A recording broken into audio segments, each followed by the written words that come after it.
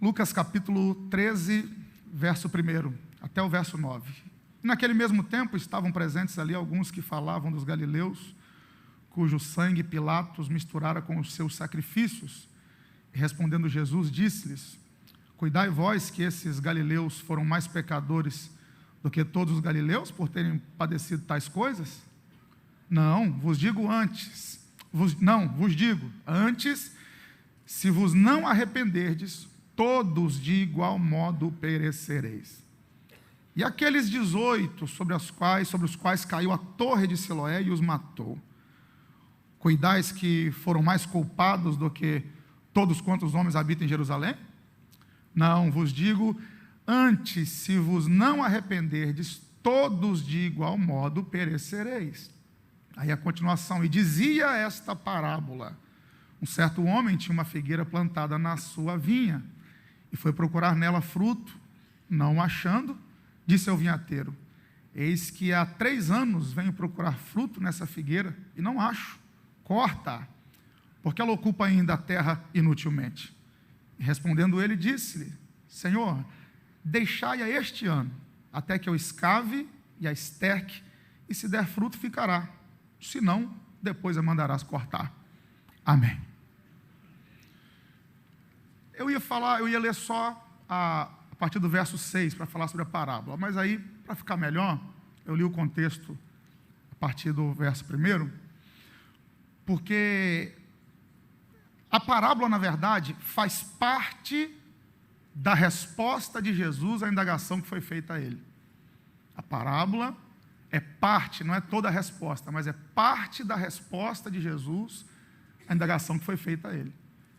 Se você analisar o contexto imediato aqui do texto, você vai perceber que Jesus está falando sobre juízo, no capítulo 12, e alguém então o interroga, citando o fato de Pilatos ter matado alguns galileus, não se sabe ao certo. Eu fui pesquisar e o ISB vai sugerir que talvez esses galileus tenham tentado uma insurreição, um movimento contra o governo romano, e durante uma festa eles foram assassinados e o sangue deles, depois de terem sido mortos, foi misturado ao sangue dos sacrifícios, né? O sangue escorreu, misturou-se ao sangue dos sacrifícios. E a gente tem que olhar isso aqui com o olhar da cultura daquele tempo. E eles pensavam que uma morte trágica assim era resultado de pecado.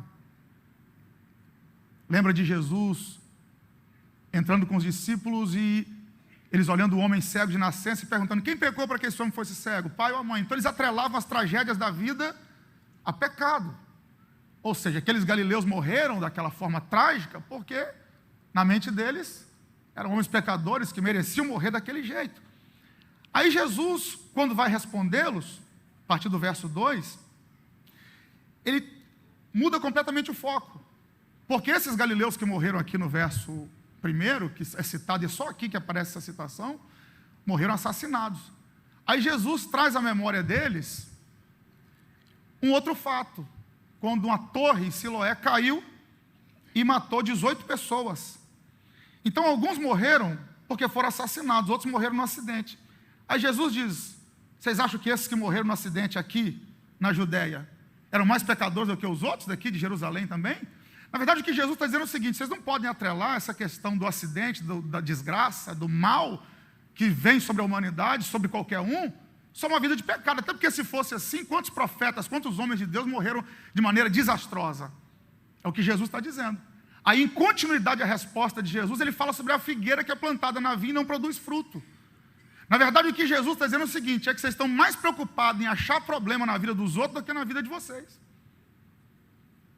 Como vocês veem alguém passando uma tragédia, como foi o caso dos galileus e dos homens aqui, que a torre caiu em cima deles, vocês já estão atrelando a desgraça na vida deles, a crise na vida deles, o problema na vida deles, ao pecado. Lembra dos amigos de Jó? Está sofrendo isso porque você pecou. Os discípulos, não, foi o pai e a mãe que pecou para esse cara nascer cego. E tem vezes que nós sofremos dessa síndrome. Nós temos a habilidade de procurar defeitos e problemas na vida dos outros que estão passando adversidade. Mas, na verdade, o que Jesus está dizendo aqui é o seguinte: todo mundo pode sofrer isso. Mas ao invés de você se preocupar com o que o outro está enfrentando, ou você querer arrumar uma justificativa para aquela desgraça, para aquele problema, está assim porque pecou, está assim porque mereceu, está assim porque não era homem de Deus, está assim porque errou. E Jesus está dizendo, e você está igual uma figueira estéril plantada numa vinha. Jesus está dizendo o seguinte, tira o foco da vida dos outros e muda o foco para você. Faz uma autoanálise. Porque vocês estão querendo arrumar justificativa para que as pessoas estão atravessando o problema porque são pecadores? Mas deixa eu contar uma história para vocês. Uma figueira foi plantada na vinha. Então Jesus está comparando, está trazendo aqui um paralelo para eles poderem entender. Que é para tirar o foco dos outros e trazer para si. E Paulo vai nos ensinar muito bem isso, dizendo que examine-se, pois, o homem a si mesmo. Então o que Jesus está dizendo aqui é isso, você tem que analisar a sua vida. Aí Jesus conta essa parábola como parte da resposta. Como parte da resposta. Então isso aqui é só para a gente ter uma noção de quando essa parábola entra, porque no verso 6 ele dizia esta parábola, ou seja, está dando continuidade ao assunto do início do capítulo. Eu não poderia falar sobre a parábola sem antes explicar em que contexto que essa parábola entrou. E eu já descobri que o pastor Bravo vai falar sobre parábola, então eu nem vou falar muito o que é parábola, eu vou deixar por conta dele. É para eu não falar besteira aqui e passar vergonha depois, mas... Agora vamos falar sobre a parábola. Vamos falar sobre a parábola. Para começar, eu gosto porque Jesus usa uma figueira. E Jesus sempre teve um negócio com figueira, sempre teve. Jesus sempre teve um negócio com figueira. Existem pelo menos 4 episódios que eu quero destacar aqui sobre figueira, que Jesus está atrelado diretamente a eles. O primeiro é o encontro de Jesus com Natanael. João capítulo 1, verso 45 ao 51. Filipe era discípulo de João Batista. João Batista vê Jesus e diz, eis aí o Cordeiro, sigam ele. Filipe deixa de ser discípulo de João e torna-se discípulo, vai ser discípulo de Jesus. Quando Filipe descobre, ele vai levar a boa notícia para o amigo dele, Natanael. Natanael, achamos aquele de quem os profetas falaram, aquele lá, o Messias prometido. E Natanael diz, me diga o nome dele e de onde ele é. Ah, ele é Jesus de Nazaré. Pode ver alguma coisa boa de Nazaré? Então vem e vê. Aí antes que Natanael e Jesus fossem apresentados formalmente, Jesus olha para Natanael, todo mundo conhece a história, e diz assim, ó, aí está um varão israelita em que não há culpa, um cara inocente. Aí Natanael pergunta, de onde você me conhece para falar assim comigo? Aí Jesus diz, é porque eu te vi debaixo da figueira. Aí Natanael, para ter me visto debaixo da figueira, tem que ser profeta. Vejo que tu és profeta. Aí Jesus diz, você está impressionado porque eu falei do seu passado? Deixa eu falar um pouquinho do seu futuro. De hoje em diante você vai ver o céu aberto. E os anjos de Deus subindo e descendo sobre a vida do Filho do Homem. É o primeiro episódio com figueira que Jesus está atrelado a ele. Agora tem um outro bacana também. Porque Natanael, Jesus o viu debaixo da figueira. Não vou entrar em detalhes do que seria essa figueira, que seria só especulação. Mas o fato é que Jesus diz, eu te vi debaixo da figueira. Aí lá em Lucas 19, Jesus está entrando na cidade e tem um agora onde? Em cima da figueira, Zaqueu. Aí Zaqueu, Jesus diz, desce depressa que me convém pousar na sua casa. Quando chega lá, Zaqueu diz, olha, se eu roubei alguém, por ser publicano, aumentava os impostos, tirava a parte dele, arrancava o couro do povo nos impostos. Aí Zaqueu diz, olha, se for ter alguém eu vou restituir 4 vezes mais, ainda vou doar metade do meu dinheiro para os pobres. Aí Jesus diz, hoje chegou a salvação nessa casa. Onde eu quero chegar é que Jesus viu tanto o cara que estava embaixo da figueira quanto o que estava em cima. A diferença é que o que estava embaixo, Jesus disse, esse aí não tem culpa.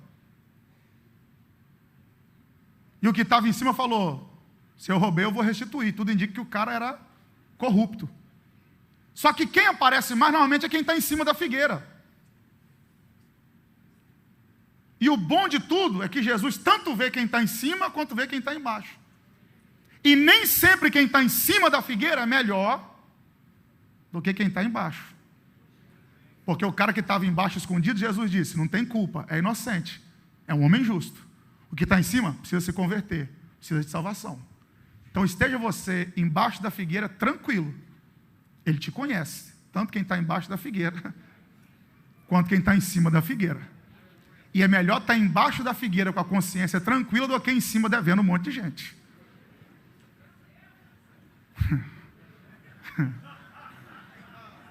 Com a consciência pesada em cima da figueira. Então, só para a gente ficar melhor, fala para os dois aí, fala, Fica debaixo da figueira, fica.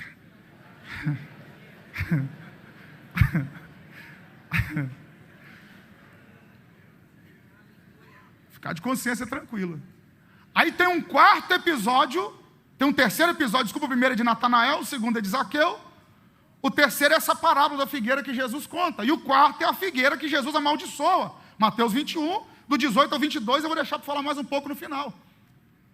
Então aqui é o terceiro episódio que Jesus fala sobre figueira, que está atrelado a Jesus com figueira. Ele começa dizendo que um certo homem tinha uma figueira plantada na sua vinha. Eu quero que você preste atenção em duas coisas aqui no verso 6. Um certo homem tinha uma figueira plantada na sua vinha. Então, tanto a figueira quanto a vinha, a figueira ele tinha, a vinha era sua.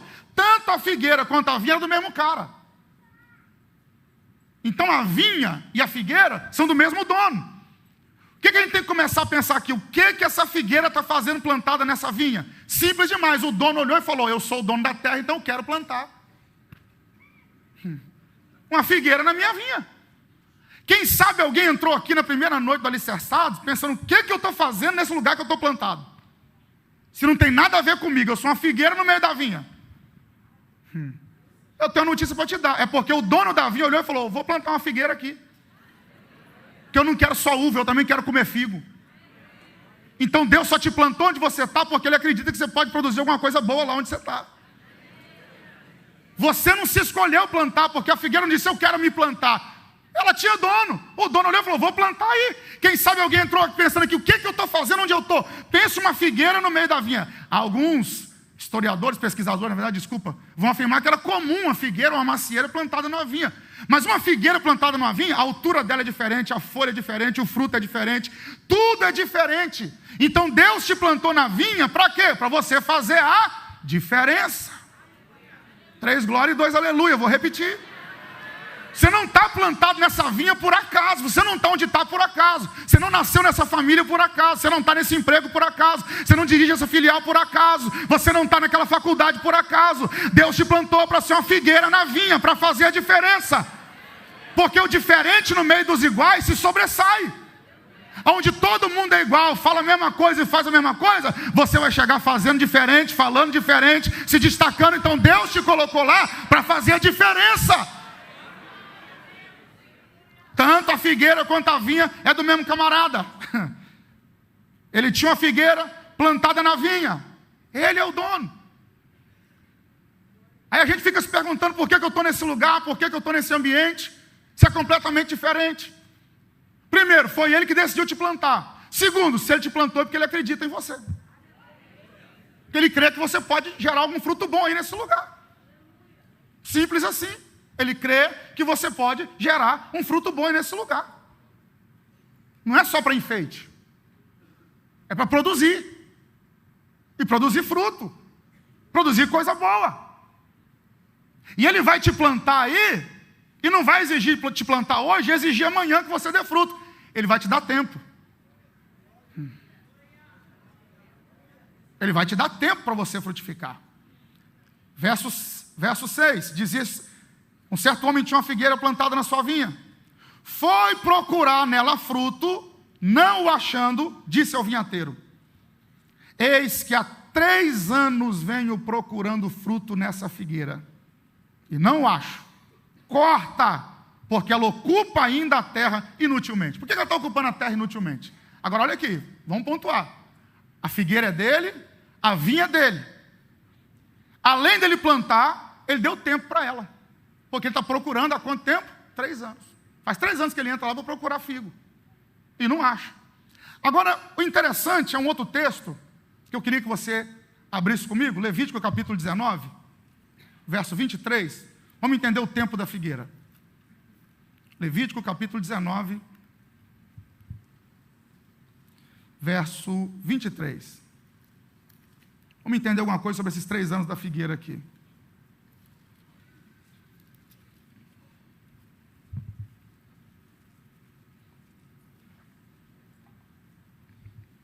Levítico 19, 23. E quando tiverdes entrado na terra e plantardes toda a árvore de comer, ou seja, toda a árvore frutífera, ser-vos-á incircunciso o seu fruto. 3 anos vos será incircunciso, dele não comerá. Começa por aí. Quando o povo plantava uma árvore, os primeiros 3 anos não podia pegar o fruto. Esse fruto eles não podiam tocar. Para esse dono da vinha estar procurando fruto nessa figueira, ela já tem mais de 3 anos que está plantada lá, porque ele não podia procurar nem no primeiro, nem no segundo, nem no terceiro. Então é 3 anos depois do tempo que ela estava hábil a começar a frutificar, a colher do fruto. Só que o texto continua. Porém, no 4º ano, todo o seu fruto será santo para dar louvores ao Senhor. Os primeiros 3 anos, você não podia colher o fruto, era incircunciso. O 4º ano, os primeiros frutos que viessem, você dava para o Senhor. Então você só podia procurar fruto numa árvore frutífera do 5º ano a seguir. Então vamos fazer as contas aqui. Se os primeiros 3 anos não podia colher, o 4º ano era do Senhor, e esse cara diz que há 3 anos está procurando, então essa figueira está mais ou menos uns 7 anos nessa vinha.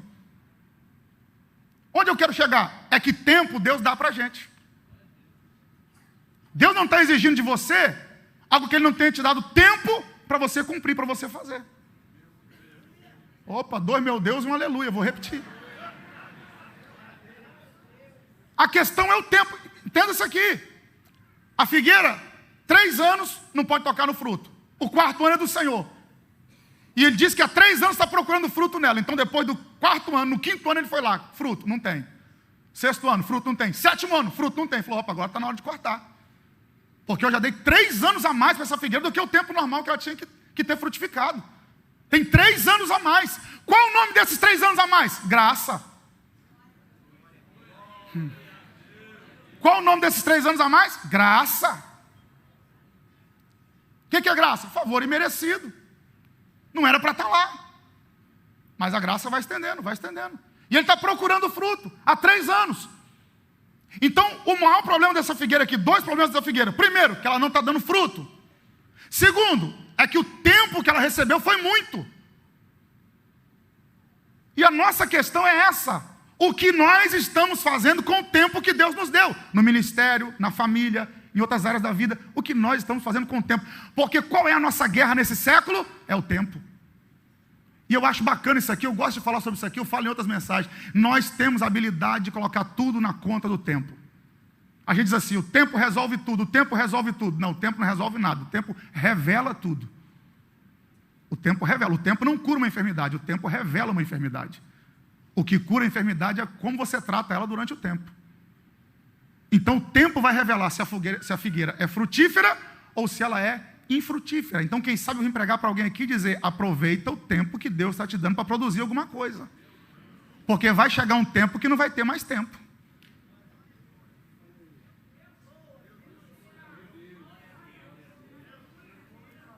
Não precisa responder. É só para a gente pensar. Quais foram os últimos frutos que você produziu? Esse último ano, eu gosto de mais disso, virada de ano. Pastor Braia, eu amo. Culto de virada de ano é top demais. Eu gosto de ver. O pessoal olhando para o relógio dizendo, falta 10 segundos, vai virar tudo. Falta 9, agora já foi, já era, irmão. Falta 8, sai da frente, Satanás. Ano que vem, ninguém me segura. 3, 2, 1, eu sou um novo homem. Virou o ano, maravilha! Aí o cara tem metas, vou falar de mim. Primeira delas, emagrecer 10 quilos. Aí o cara está colocando, vai virar o ano, vai virar tudo, vai mudar o tempo, vai mudar a minha vida. Aí chega em casa, rabanada, pudim, Coca-Cola e fala, vou começar a dieta no dia 2, que hoje é feriado.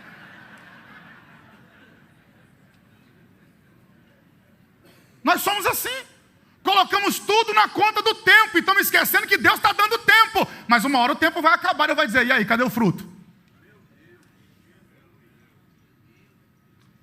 Deus está dando tempo, e aí, cadê o fruto? Cadê o fruto do seu ministério? Eu te plantei aí para você dar fruto, e agora? E a gente sempre colocando na conta do tempo. E a gente nós temos essa habilidade. Ou a gente coloca no tempo passado ou no tempo futuro, mas sempre na conta do tempo. Você pergunta para o cara, por que você não produziu ainda? Não, porque no passado, ano passado foi difícil demais, ano retrasado então foi muito complicado, e a gente colocando na conta do tempo, no passado. Aí você pergunta, mas vai produzir? Vou, ano que vem. Esse ano já acabou, já está em agosto mesmo, tem eleição aí, não dá para fazer mais muita coisa, mas ano que vem, irmão, ano que vem ninguém me segura. Então a gente é assim, ou justifica com o tempo passado, porque não fez alguma coisa, ou coloca na conta do futuro, dizendo que ainda vai fazer. Só que eu tenho uma notícia para te dar. O ontem está na sepultura. O amanhã ainda está no ventre sendo gerado. Se quiser fazer alguma coisa, você só tem um tempo para fazer. Hoje. Então o tempo de começar a produzir alguma coisa é hoje.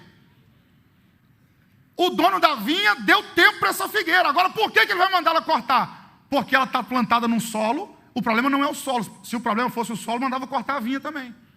Então o problema não é o solo, é a figueira. Qual o problema da figueira estar naquele solo junto com a vinha sem produzir fruto? É que ela, além de não estar produzindo nada, está sugando os nutrientes que eram da vinha. Então, quando você consome mais do que produz, você está fadado ao fracasso em qualquer área da vida. Quando você consome mais do que produz, fica tranquilo que os dias estão contados. Por quê? Porque está sugando o nutriente da vinha, está se alimentando do solo da vinha, mas não está produzindo nada. Então, quem sabe Deus trouxe alguém aqui para dizer: produza mais, para valer o que você tem consumido. Porque senão, não vai ter jeito. A vinha estava produzindo, o que tudo indica, porque o dono não mandou cortá-la, o negócio é a figueira.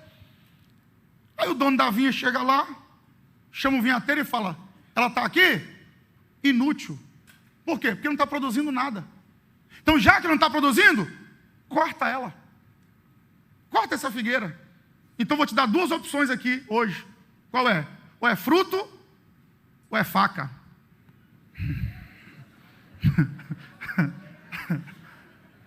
Machado, né? Mas corta.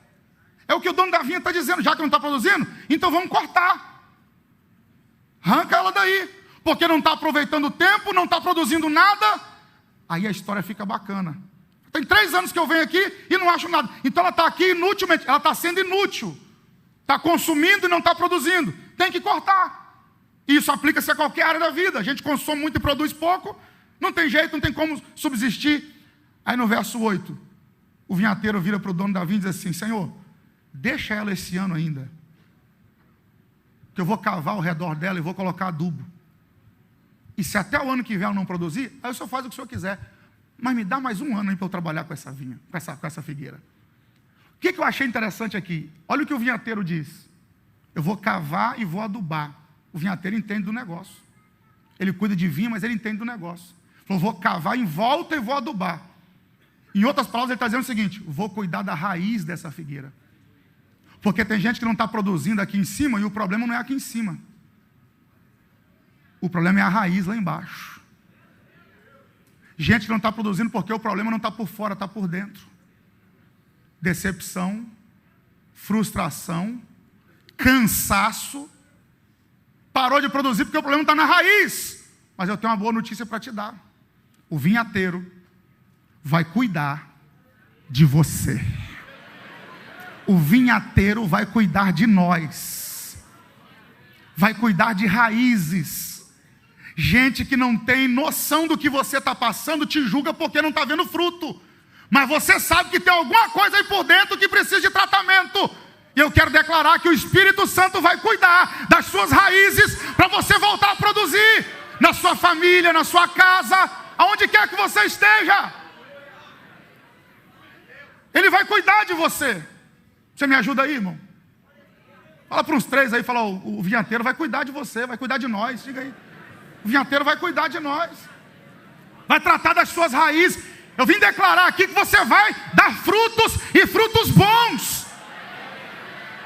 O que você veio fazendo alicerçado da palavra? Receber adubo, receber mantimento, receber tratamento de Deus na raiz, para voltar a produzir frutos bons no reino de Deus. Oh, aleluia! Aleluia!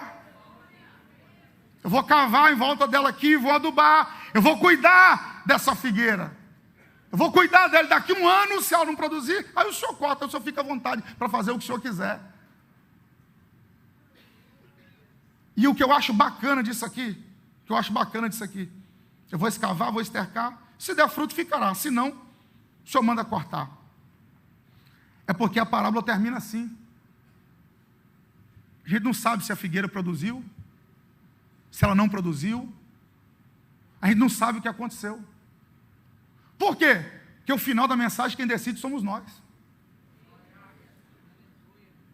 É você quem decide o que vai fazer com o tempo que Deus está te dando. Porque o dono da vinha falou, então dá mais um ano para ele. Agora, esse um ano, se os primeiros 3 anos é graça, esse último ano, misericórdia. Qual a diferença entre graça e misericórdia? Vocês sabem muito bem, aqui só tem mestre. Graça é quando Deus me dá o que eu não mereço. Misericórdia é quando Deus não me dá o que eu mereço. A graça, eu não merecia, Deus me dá, graça. Misericórdia, eu mereço, Deus não me dá. Por exemplo, mereço morrer, mas por misericórdia Deus não me mata. Durante 3 anos viveu na graça, agora o último ano é na misericórdia. Já merecia ser arrancado, mas vai ficar por misericórdia. Então quem sabe tem gente vivendo no tempo da misericórdia, achando que ainda está vivendo no tempo da graça. Deus já está tratando com misericórdia, porque já era para você estar produzindo há muito tempo. Aí Deus está dizendo, mas vou dar mais um ano, vou dar mais um tempo aí. Aí agora qual é a última passagem, a quarta passagem de Jesus com figueira? É a figueira que ele amaldiçoou em Mateus 21, a partir do 18. Saindo de Betânia, tem uma figueira, ele procura fruto nela e não acha. Aí Jesus amaldiçoa a figueira, no outro dia ela está seca. Agora vamos lá. Na parábola, ele dá mais um ano para a figueira. Mas a figueira que está do lado de fora de Betânia, no outro dia já está seca e morta. Por que uma ganha um ano de misericórdia e a outra não ganha nada de misericórdia, morre no outro dia? Por que isso acontece? É porque a figueira que está do lado de fora de Betânia está sozinha. A outra figueira está na vinha, mas tem um vinhateiro para interceder por ela. Então é melhor você estar aparentemente num lugar que não era para você estar, mas ter alguém para interceder por você, do que viver isolado e secar e morrer sozinho.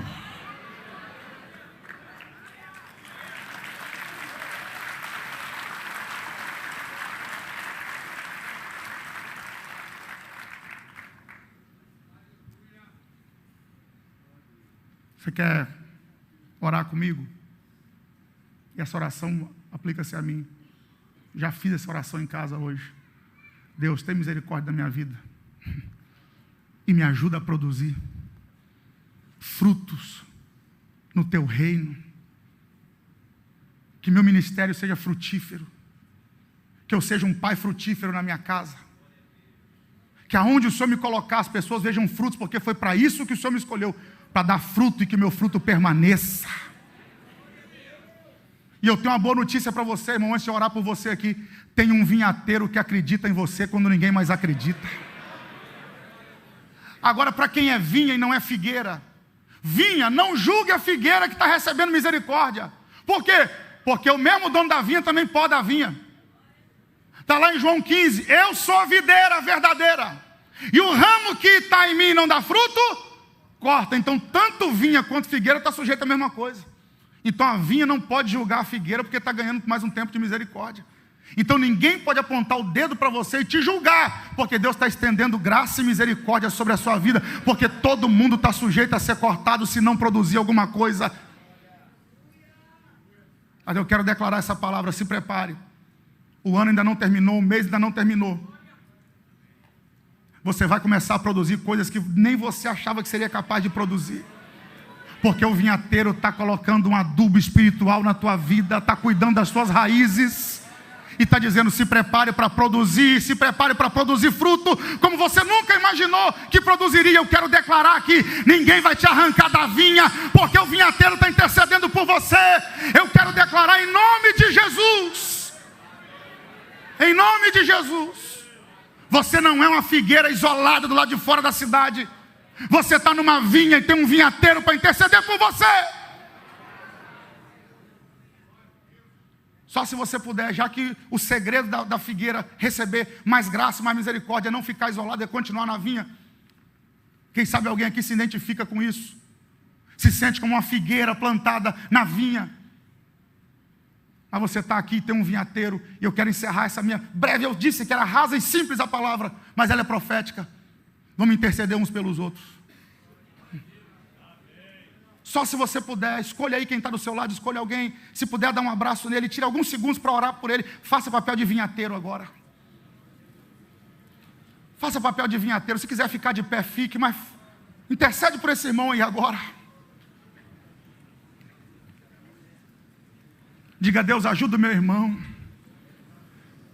Se há alguma coisa que precisa ser tratada, que haja tratamento nas raízes. Deus, cuida da raiz do ministério desse homem, dessa mulher. Cuida das raízes do casamento dele, do casamento dela. Espírito Santo, Tu és o nosso vinhateiro. Cuida das raízes desse obreiro. Que o tempo que o Senhor tem nos dado, possamos produzir algo constante para o Teu reino, algo sólido para o Teu reino. Espírito Santo, tem misericórdia de nós. Nos ajuda a produzir nessa sociedade corrupta, produzir frutos que glorifiquem o Teu nome. Senhor, nos ajuda. Deus, renova as forças desse homem, dessa mulher.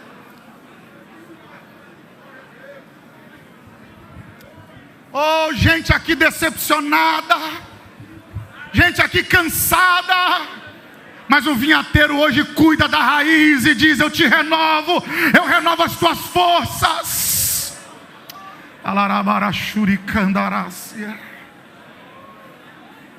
Espírito Santo, em nome de Jesus, eu quero declarar que essa figueira não vai ser cortada, ela vai produzir, vai produzir, vai produzir, vai produzir.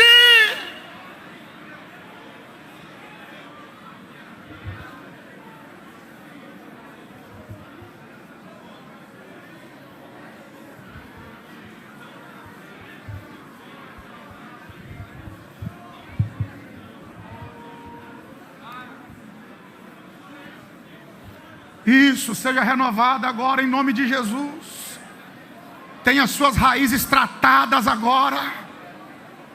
Fertilizante da palavra de Deus vai curar suas raízes. O consolo do Espírito Santo vai curar suas raízes. Se prepare para produzir em nome de Jesus.